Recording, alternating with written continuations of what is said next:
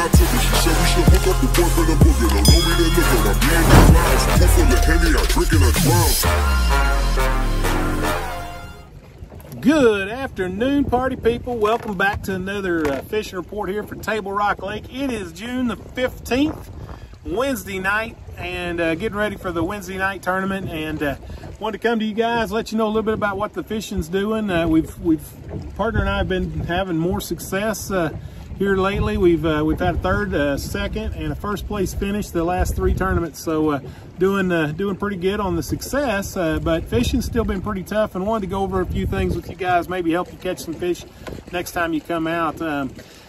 The lake level right now, we're sitting right at 921 and a half here this evening. It has been steadily coming down, so the bite that's been in the bushes and stuff is starting to get a little tougher. In the same note, it's getting a little easier on the flats because it's pulling some of the water that's been way back in those bushes, starting to pull those fish out to the edges. But some of the other bushes that have been on the steeper banks, it's been kind of pulling them offshore because a lot of those bushes are dry now. So keep that in mind. The lake temperature, it's just insane. We've had nothing but 90-degree plus days and near 80-degree nights. Right now, my fish finder here is saying 85.3 surface temperature, and that's in the shade here at Shell Knob. So definitely getting warmer. It is finally shot up to where it's supposed to be this time of year. And so, the combination of the water getting warmer and the water coming back down closer to the standard pool of 917 is going to have these fish moving a bit. A little bit about what happened this weekend. I got to spend quite a bit of time fishing. As you guys heard in the last report, we fished the Strike King Big Bass Challenge. We did not cash a check, but had a fantastic day fishing. Honestly, the biggest fish we weighed in was a 3.4 pound smallmouth, and we caught that on a Chompers brush jig, green pumpkin, purple flake, with the twin tail trailer. And I've got the exact one here I was using. Thought I'd kind of show you guys what I had done to that. I posted on Facebook. Some of you guys are Facebook friends with me, but I really miniaturized this thing. We were cutting a lot of the skirt off. This one I haven't trimmed up quite as much, but if you'll notice, I've really trimmed the trailer down. I mean, the hook's coming out right at the flaps. Those smallmouth were really wanting, sorry about the wind, but those smallmouth were really wanting a very finesse presentation. And man, I wasn't getting a whole lot of bites on the regular full-size jig with a 5-inch twin tail trailer like I usually use. And so when we trimmed down that skirt, got it a little bit less bulky, a little shorter skirt, and then added that shorter trailer, those smallmouth couldn't resist it. We started catching them pretty good. We had that 3.4 pound was our biggest fish we weighed. It got 8th place for the hour. And we had a 3-1 that we weighed in, and then we had several 2 3/4 fish. Of the 5 fish we weighed, and we had a couple that would have actually kind of, I guess you would have said, culled up in a normal tournament, that weighed about 2.5 for the last period. But man, we weren't doing too good, and it was about 95. We decided to call it a day about an hour early on that Big Bass Challenge. And yeah, we could have caught a big one maybe in the last hour, but we weren't very optimistic about it, as hot as it was getting and as bad as we were feeling. So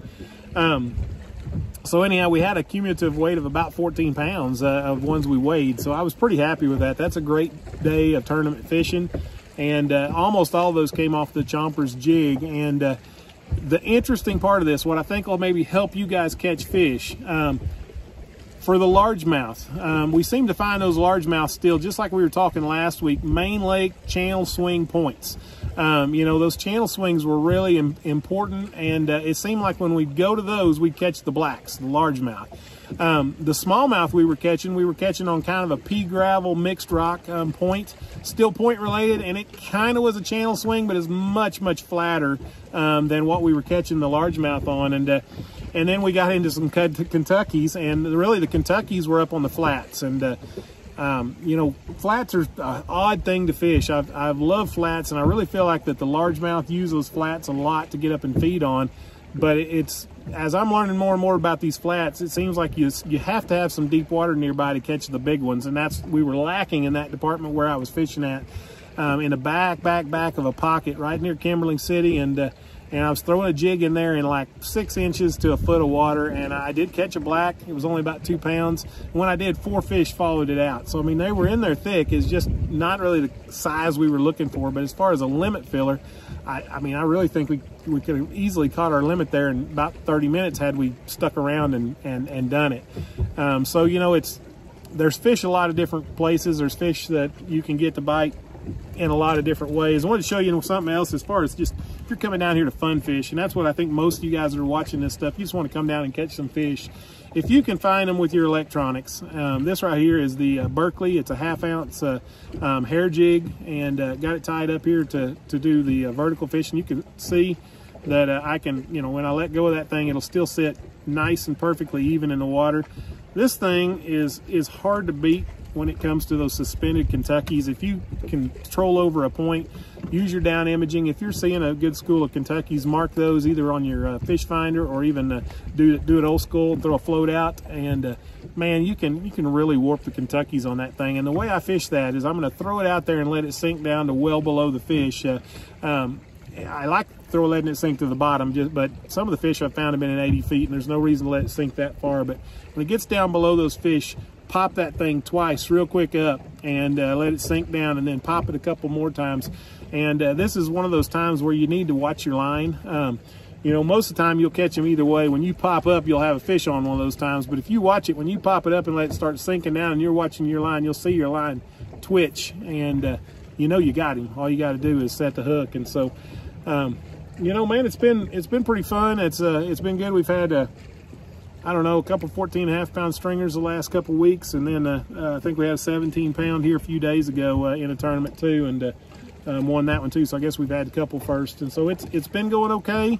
You know, there's a lot of luck involved in tournament fishing, but we're definitely you know, on a pretty good pattern. You know, in these tournaments we kind of focus on the blacks, so we're focusing mostly on those channel swing banks. But I'll tell you, I take them 3.4 pound smallmouth. I take them any day of the week over the blacks we've been catching. And so, you know, there's a lot of ways to catch them, but I hope that those little tips right there will help some of you guys that are coming out to fish, you know, maybe catch some. And the night bite is improving. Man, it's been one of the type of things where you've needed to catch your limit in the daytime. Finally, that night bite's coming into play, and I did hit several brush piles, conservation brush piles this weekend, and I actually saw fish on them. I mean, so those fish are getting in the brush piles. I just didn't catch them.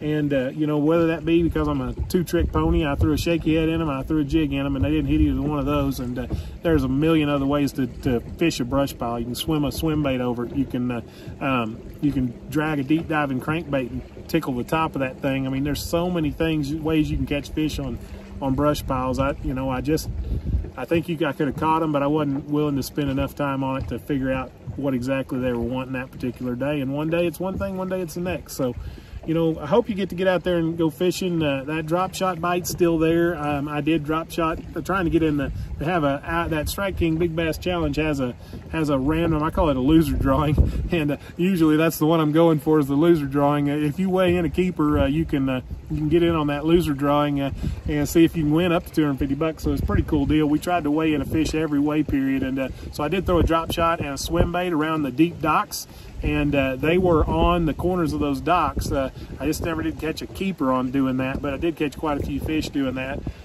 Congrats too on that Big Bass Challenge. I think Kent Sullivan, I don't know the guy, but congrats to him. He won it and got second overall Big Bass. So he had Big Bass and second Big Bass. And he caught both of those, he said, on his YouTube video, and I'm just trusting that that's how he caught them, because you know, fishermen never lie. And but anyhow, he said he caught both those on a flutter spoon,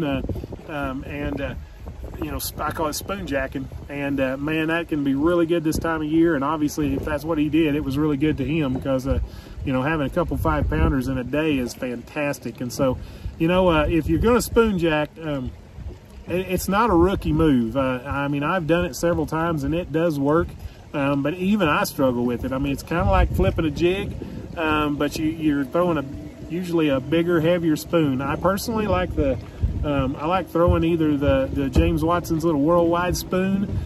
It's a little bigger than my personal liking. I like to throw the Dixie Jet white spoon, and it's a, I don't remember if that's a 1/2 or 3/4 ounce. I'd have to pull a package back out and see, but I'll usually put a feathered treble on the back of that and flip that little Dixie Jet flutter spoon in those docks. And when I say deep docks, you're really kind of looking for those like 20 boat slip docks. You want one of them that goes way out over the channel, and you just got to figure out which slip are they, you know, hanging out under. But a lot of those fish will only be 4 or 5 feet under the floats, and so you flip it into those docks. You know, a lot of times you're flipping it over lifts, over wires, cables, all sorts of stuff. You got to have some pretty deep pockets because you'll lose a lot of spoons. And but anyhow, you can throw in there, and those fish will hit it, and sometimes they're big ones like Kent found 2 of. So congrats to you, Kent. Anyways, man, hope you get to take your kid fishing this week. Get out and enjoy this lovely hot weather. It's the perfect time to night fish because it's hot. So y'all take care. Till next week. See ya.